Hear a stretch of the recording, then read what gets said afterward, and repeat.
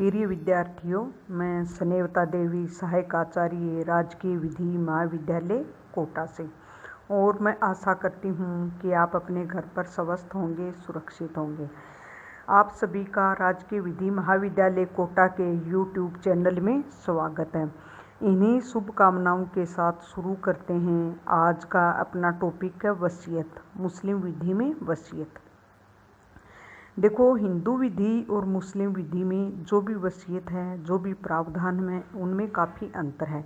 क्योंकि हिंदू विधि में कोई भी व्यक्ति जितना चाहे, जितनी अपनी संपत्ति का जब चाहे तब इच्छानुसार अपनी पूरी संपत्ति, आदि संपत्ति जो भी है, संपूर्ण संपत्ति का कैसे भी वसीयत कर सकता है। परंतु मुस्लिम विधि के अंतर्गत पाबंद किया गया है, प्रतिबंध लगाया गया है कि कोई भी मुसलमान अपनी संपूर्ण संपत्ति का 1/3 से ज़्यादा की वसीयत नहीं कर सकता।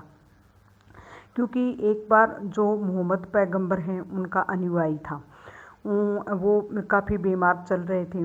वो अपनी संपूर्ण संपत्ति का वसीयत करना चाहते थे। तो मोहम्मद पैगंबर ने ये कहा कि आप संपूर्ण संपत्ति की वसीयत नहीं कर सकते। अपने रिश्तेदार, अपने नातेदार, अपने परिवार के लिए रखना ज़रूरी है। तभी से मोहम्मद पैगंबर ने ये प्रतिबंध लगा दिया कि कोई भी मुसलमान जो स्वस्थ हो और वयस्क हो और उसकी खुद की संपत्ति है, तो वह 1/3 से ज़्यादा संपत्ति, अनजान व्यक्ति के पक्ष में 1/3 से ज़्यादा संपत्ति की वसीयत नहीं कर सकता। अब समझते हैं कि वसीयत क्या है। वसीयत अर्थात इच्छा पत्र एक मुस्लिम द्वारा अपनी संपत्ति संबंधी बंदोबस्त किए जाने के इरादे की कानूनी घोषणा है, जो उसकी मृत्यु के बाद प्रभावशील होती है। और इस दस्तावेज को कानूनी भाषा में वसीयत कहा जाता है। वसीयत अचल और अचल दोनों तरह की संपत्तियों का किया जा सकता है। हाँ, ये ध्यान देने योग्य बात है कि वसीयत चल अचल दोनों प्रकार की संपत्तियों का हो सकता है। परंतु जिस संपत्ति की वसीयत कर रहा है जो भी, वो जो जब वह उस संपत्ति का अस्तित्व में होना जरूरी है। जब उसके वसीयत करता, जो वसीयत कर रहा है, उसके मरने के समय उसका अस्तित्व में होना अनिवार्य है। वसीयत करने का हकदार कोई भी मुसलमान जो है वसीयत करने का हकदार है यदि वह स्वस्थित है, साउंड माइंड है, एज ऑफ मेजोरिटी, यदि वह वयस्क है, जो भी सुरक्षा अधिनियम के तहत, और मुस्लिम।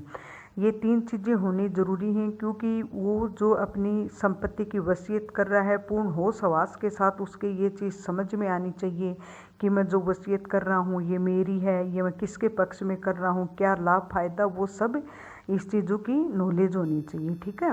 अब करते हैं आगे वसीयत की आवश्यकता, या यूँ भी कह सकते हैं कि एक वसीयत के एसेंशियल एलिमेंट्स, आवश्यक तत्व क्या क्या हैं।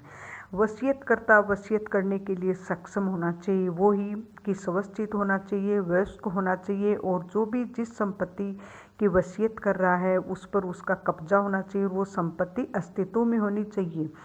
फिर क्या है, वसीयतदार वसीयत में प्राप्त हक को पाने के लिए सक्षम होना चाहिए। वसीयत की विषय वस्तु मानने, क्योंकि मुस्लिम में लॉ में क्या है कि बहुत सी ऐसी चीज़ें हैं जो कि विरुद्ध मानी गई हैं, जो जिनका उद्देश्य विधि विरुद्ध है, या जो उन्होंने इनको अयोग्य ठहरा रखा है, तो वो विषय वस्तु आप वसीयत नहीं कर सकते। ठीक है। जो वस्तुएं वर्जित है मुस्लिम विधि में,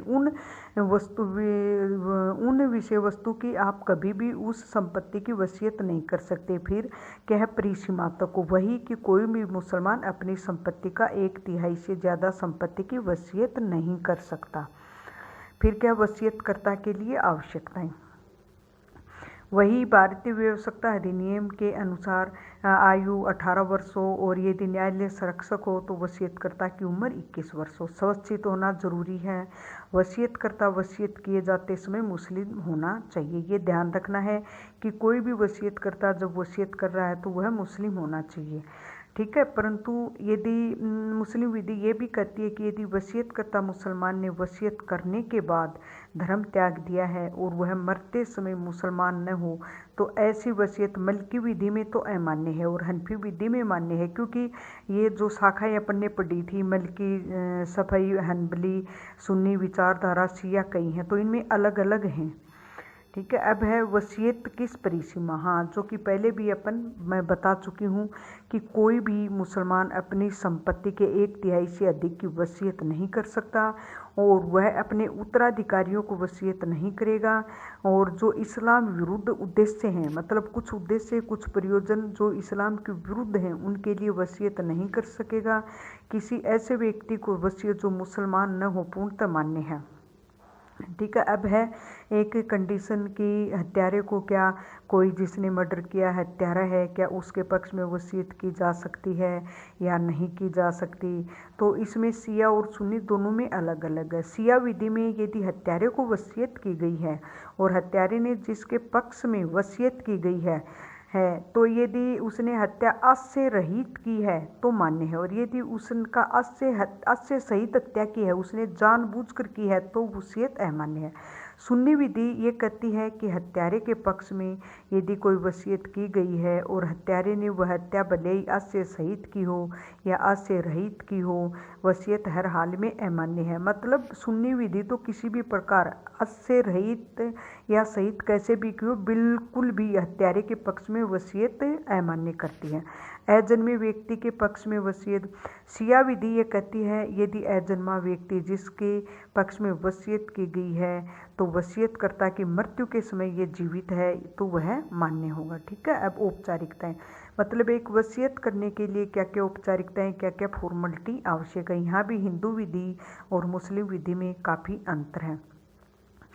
ठीक है। सामान्यतः मुस्लिम विधि में ऐसी कोई स्पष्ट औपचारिकताएं नहीं हैं और जिनके मतलब अभाव में कि भाई वसीयत नहीं की जा सकती हो। जैसे वसीयत मौखिक भी हो सकती है और वसीयत लिखित भी हो सकती है। इसके लिए किसी भी तरह की औपचारिकता आवश्यक नहीं है। और क्या और कैसे लिखना है, केवल यही आवश्यक है कि वसीयतकर्ता द्वारा इस आशय की स्पष्ट घोषणा हुई हो और उसकी मृत्यु के बाद उसकी संपत्ति का स्वामित्व लाभार्थी को प्राप्त हो जाएगा।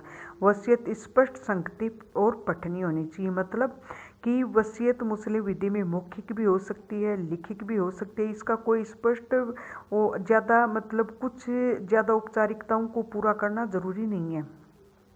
सिर्फ इतना सा है कि वसीयत के लिए एक तो ये है कि वसीयतकर्ता द्वारा इस आशय की घोषणा होनी चाहिए कि मृत्यु के बाद वही फला फला संपत्ति उसको अंतरण हो जाएगी। दूसरी है कि जिस संपत्ति का अंतरण किया जा रहा है वो मरने के समय वह संपत्ति अस्तित्व में होनी चाहिए। आगे देखो, वसीयत संकेतु द्वारा भी की जा सकती है, इशारों द्वारा भी की जा सकती है। यदि कोई बोलने में असमर्थ है, बीमार है, तो वह व्यक्ति संकेतों द्वारा, इशारों द्वारा या सिर हिलाकर भी वसीयत कर सकता है।